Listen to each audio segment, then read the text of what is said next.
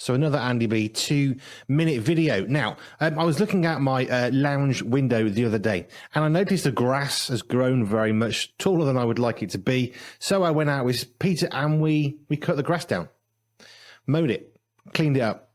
And the problem then, of course, is once you tidy one area, I realized we've actually got two patches of grass, one on the other corner of the property. Realized, ooh, that's quite bad too. That's a lot larger. It's got some apple trees and stuff in there. Only a few, but it's a bit of a bigger garden, and we need to do that as well now that we've done the first one. And then I started looking around the garden, realizing I've gone stripping around some of the edges, and that looks great. But then you realize all the other weeds are there. And this is the thing in life. There's always something more to do, to fix, to repair. There's always weeding that has to go on in our life.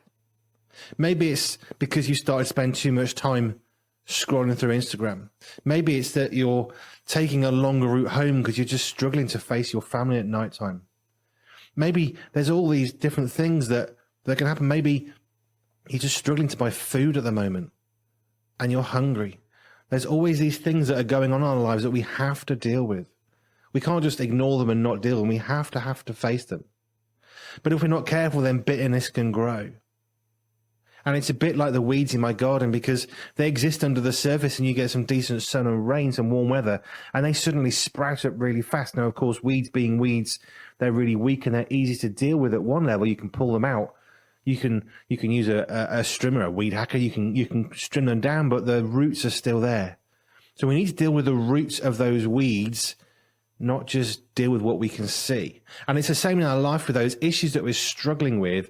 We have to do something about them so they don't take root and start to flower and start to spread. If you ignore weeds, it's going to grow.